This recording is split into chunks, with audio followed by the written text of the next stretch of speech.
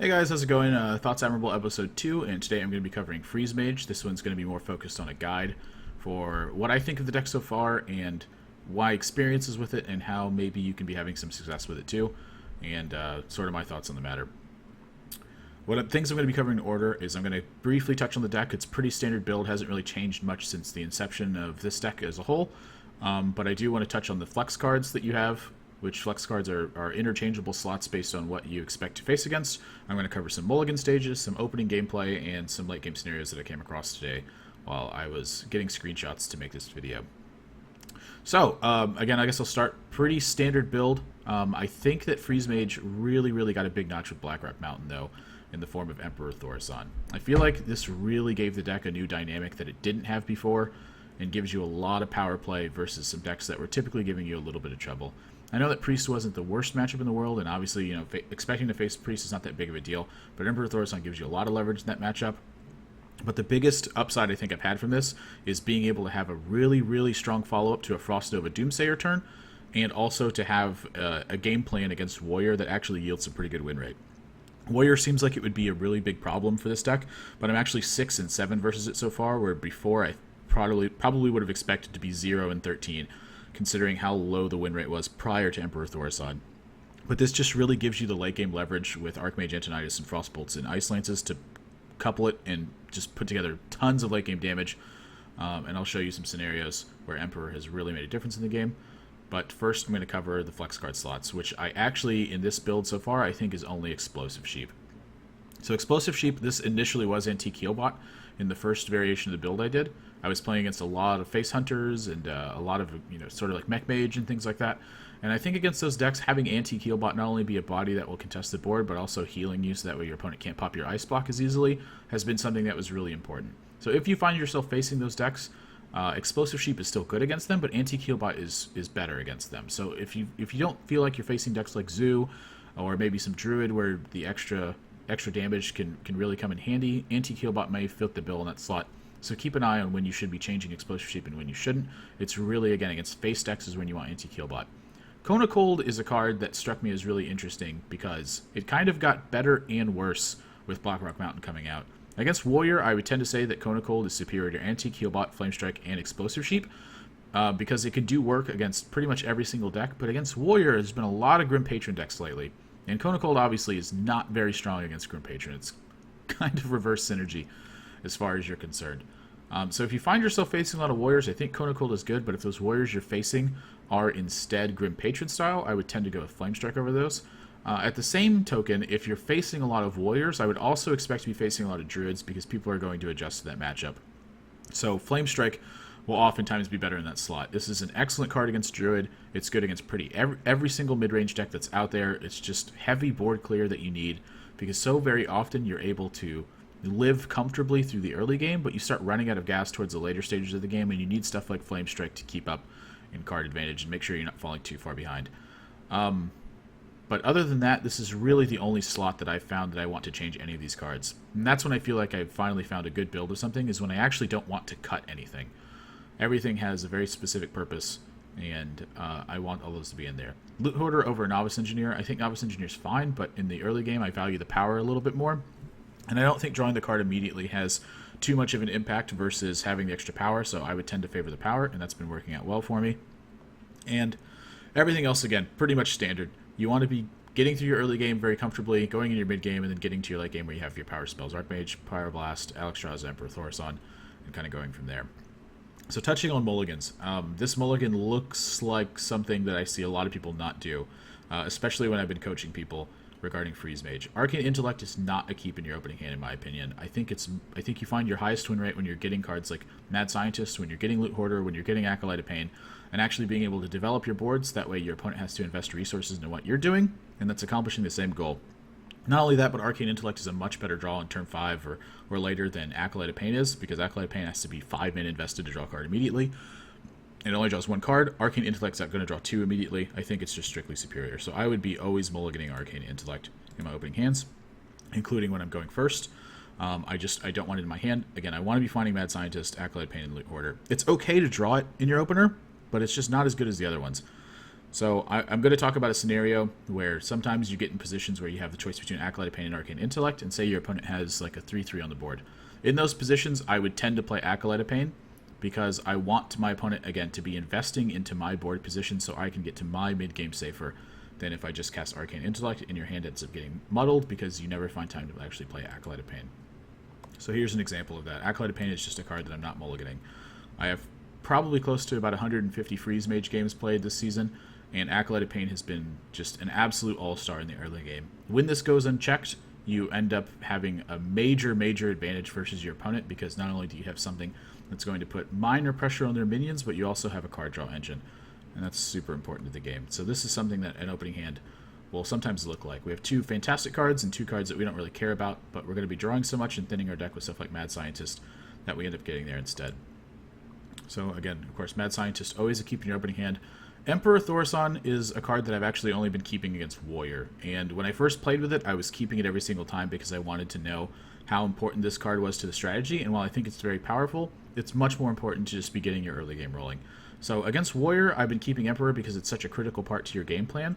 What you want to do in that matchup is find Archmage Antonidas, find something like some Frostbolts and some Ice Lances, and then play Emperor with all those cards in your hand, and then use the discounted mana cost to put so much pressure on your opponent with Archmage Antonidas that they have to answer Archmage and you still have 3 or 4 fireballs to show for it. And you can really pressure them out of the games. Again, I'm 6-7 versus Control Warrior this season, and before I would have expected to be 0-13. So Emperor really giving you a dynamic to push against that deck that you just didn't have before. So now opening hands and board states. I want to talk about how this deck really requires some foresight and often requires you to be planning in sort of like 2 and 3 turn blocks with what you're going to end up doing. So with an opening hand like this, what I would be looking at is how my next 3 turns are going to go and what I would expect to do with them. So on turn 1, it looks like we want to be playing Mad Scientist. Mad Scientist almost always takes priority unless the mana efficiency calls for playing Acolyte of Pain instead. So you want to get this guy out and make sure you get your deck thinned. It's super important to be improving the quality of your draws as you go along because you're going to be drawing so many cards that you don't want to really be drawing your secrets. When you draw your secrets, that's when I found you're finding your lowest win rate, unless you're against exceptionally aggressive decks where Ice Barrier actually just ends up being a good card in terms of card advantage, where maybe they're throwing quick shots at your face, maybe you anticipate your opponent fireballing you at some point, but they have to attack you with minions as well. All those scenarios, Ice Barrier ends up being good, but still not a keepable card. You want to fetch them out with Mad Scientist Death Rattles, and if you happen to draw them, totally fine. You can get some value out of them. But priority of minions is Mad Scientist. When you have 3 mana, I would prioritize Acolyte of Pain, and Loot Hoarder takes precedence over stuff like Blood Mage, and I would even say that Loot Hoarder oftentimes takes precedent over something like Arcane Intellect, just because you want the board development. Even if your opponent's only investing 2 mana into a hero power to kill Loot Hoarder, that's usually better for you because your opponent still had to invest parts of their mana, which disrupts them, which allows you to have more power in your reactive spells like Frost Nova and Blizzard, and going forward from there. So again, this turn 1, from here it looks like we're going to go turn 1 Mad Scientist, turn 2 Blood Mage, and turn 3 Acolyte of Pain, which is actually exactly what I do. Blood Mage this is sort of a peculiar spot though. When you're playing it in this spot, you can oftentimes regret it later in the stages of the game, but with a hand like this, we're taking a look. We have Pyroblast, Ice Lance. These are basically dead cards right now. We have an Acolyte of Pain we're playing on 3, so we're going to be drawing more cards. Our card economy is going to be very high. And we have a Doomsayer in our opening hand, on turn 2 in our hand as well. So finding something like Frost Nova Doomsayer, one of the most powerful plays that you can actually have, I think, in Hearthstone in general, but especially in this deck, considering how little pressure you're trying to apply with minions, and how much pressure it puts on your opponent to try to make a push for the game, which oftentimes opens them up to overextending into the board for stuff like Blizzard and Flamestrike. So this is a board state that actually ended up developing from this, and I just could not be thinking of something that went better for me. This Mad Scientist ended up picking off an Annoyatron in combination with the Blood Mage popping the shield, and just looking at this turn, what on earth does our opponent do that has a good option? We're not required to invest 4 mana into minions on our turns to keep up pressure because we're playing a more reactive strategy. So in a position like this, you are extremely dominant. This is very comfortable, and this is pretty much a nightmare scenario for your opponent. And these are really the kinds of board positions you're looking for. Imagine if this Acolyte of Pain had been an Arcane Intellect instead. We just wouldn't have these 2 Clockwork Gnomes checked. We wouldn't have Mech Warper checked with what's on the board. Our opponent would be investing damage into our face instead of into our minions, and we want him to invest into our minions instead. So, with all those extra cards we end up drawing, we have very, very powerful turns. Either on turn 6, we can find some Arcane Intellects, maybe we can find some minions to invest into this. But Frost Nova Doomsayer is just, this is the all-star play that you're looking for against pretty much every single deck that has any amount of aggression evolved in it. If you get this Doomsayer off, you're going to win the game so many times, not only because you get big card advantage, but also because it yields you initiative, because your opponent can't play minions into Doomsayer unless they're checking the Doomsayer with a silence or able to actually kill it with what's going on. And obviously being frozen, they're not going to be able to kill it. So this is another example of an opening. This is really like pretty close to the dream opening that you can have with Mad Scientist, and really illustrating the point of how important it is to mulligan to these cards. Again, if we keep something like Arcane Intellect in our opening hand, we don't actually have a turn 3 minion drop, which is going to be contesting stuff from our opponent's side of the board. Albeit that's not like a major detail, but it really makes a difference in the later stages of the game when you're drawing Arcane Intellect instead of drawing Acolyte of Pain, and you actually have stemmed some damage using the Acolyte of Pain body. Whether they had to Eagle Horn Bow it, or even if they just had to do something like Ironbeak Owl it, it ends up being beneficial for you because it's throwing their game plan off. The cards that I want to touch on that are really, really strong against your deck, Keys and Mystic is one of them. But this was a common board position I find myself getting into even when my opponent ends up Keys and Mysticking my Ice Block. It just doesn't really do that much to you. There are times when your opponent can really utilize Keys and Mystic, but so much has to be happening that I'm actually never going to be afraid of this card, and it's so difficult to play around that the way I play around it is just kind of just playing my normal game plan. Because here's everything that has to happen for Keys and Mystic to really be effective against you. A, your opponent has to have chosen to play Keys and Mystic. B, you have to be playing a deck that is going to be playing secrets. C, your opponent has to have you play a secret and not have that secret activate in a beneficial way for you. D, they have to draw Keys and Mystic. E, they have to play Keys and Mystic while you have a secret that is not beneficial to you already, that is going to be beneficial to your opponent. And then F, point number 6, A, B, C, D, E, F, yeah. Your opponent has to have pressure on the board coupled with that Keys and Mystic to punish you for being able to steal that secret. That is just way too many circumstances to be happening, in my opinion, to make Keys and Mystic a truly valuable asset versus this deck. Not only that, but if you're able to kind of stem all your opponent's board pressure, say they're playing a little bit of a slower deck, Keys and Mystic is almost never going to have significant value against you because it has chances to steal Ice Barrier. Ice Block, again, they have to be pressuring you, or it doesn't matter if they're stealing Ice Block, you have pretty much all the time in the world. And just the fact that it's a 4-3 is going to be putting so much pressure on their deck building in general that on ladder, when they're queuing up with a 4-3 minion that doesn't have a piloted Shredder effect on it, what that means is when they have their 4-drop be Keys and Mystic against a non-secret deck and their opponent has piloted Shredder, they're falling behind on the board. So they're actually punishing themselves oftentimes for playing Keys and Mystic, and while that's going to kind of splash around and damage your win rate sometimes, that's totally okay. You should be aware that your opponents will oftentimes be cutting cards from their deck that are not very often effective, and that benefits us as the Freeze Mage player. It's kind of like running a gambit, almost. Like, are you willing to play Keys and Mystic? If yes, then you will lose games versus decks where Keys and Mystic's not effective. If you are, then you're going to beat people who are running that gambit and saying, I have secrets, it's okay if they're effective against me. So a card like Keys and Mystic is not something I would really worry about.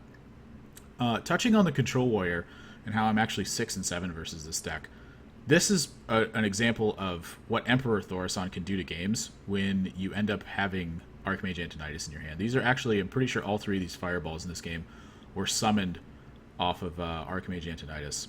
I'm pretty sure I'd drawn the Frost Nova after the turn after I played Archmage, didn't have a reason to play it, threw my burn spells at him, ended up getting this first fireball, and then I ended up, I think it was Arcane Intellect in these 2, and then 2 more fireballs off the Archmage Antonidas, and then eventually this Alexstrasza ended up hitting the board. But basically I was just using the fireballs to burn the minions he was playing. You notice he only has 2 cards in his hand, and we have 7 plus an 8/8 on the board. I was just killing all of his minions with fireballs. I actually wasn't putting the damage into his life total. And so what ended up happening in this game was, because my opponent was having to invest into Doomsayers with his Executes and his Shield Slams, Archmage ended up living for a turn. And when that card lives for a turn, your opponent is really, really put into terrible positions. I actually don't recall this game 100%. I played it very early this morning, and it's 9 p.m. right now when I'm making this video. But this is not uncommon. Like, this brought me to 7 and 7 against Warrior today, but I'm not actually counting it because I was doing it for the purpose of the video instead of actually playing and tracking my win rates on my spreadsheet that I have. But if this kind of board state goes unanswered and Alexstrasza lives for a turn, your opponent they're just dead. And that's really, again, the dynamic that Emperor Thaurissan is providing you, because you can pressure their minions with Doomsayers, and oftentimes they feel like in order to keep up the pressure, they have to invest Executes and Shield Slams. That gives away for Emperor, gives away for Archmage, and sometimes gives away for Alexstrasza as well. And that's really all the late game scenarios that I come up with in this video. So again, some common things to think about is really your opening stages. This is the most important part. You'll find yourself getting into positions in the later games where you have to make a lot of high-risk feeling plays with stuff like freezing your opponent's board a couple turns in a row, hoping they don't have Lotheb, landing in Alexstrasza, and checking burn spells to their face. Again, you're just not going to play around Keys and Mystic. So when you find yourself in a position where you can play around Keys and Mystic by making a play that'll keep you alive for an extra turn but doesn't actually give you a win, don't be making that play. You have to be taking a risk at some point in this deck. That's really what combo decks are all about. If you're not taking risks, you're not playing the deck right. When you're going into sort of these early game positions and you find yourselves where you're like, oh, my Acolyte of Pain is just going to get attacked, don't be afraid to have your Acolyte of Pain get attacked. Again, if your opponent's investing into your minions instead of into your life total, that means that you have extra time. Your time is your most valuable asset with this deck, because the more of it you get, the faster, like, basically the more times you're going to find your critical mass. When this deck hits critical mass, it usually is going to beat their opponent. The way they stop you from doing that is by killing you, not by killing your minions, so always keep that in mind. And sort of, again, getting to these late stages of the boards where I have these very favorable positions where I'm Frosting Over and Doomsayering.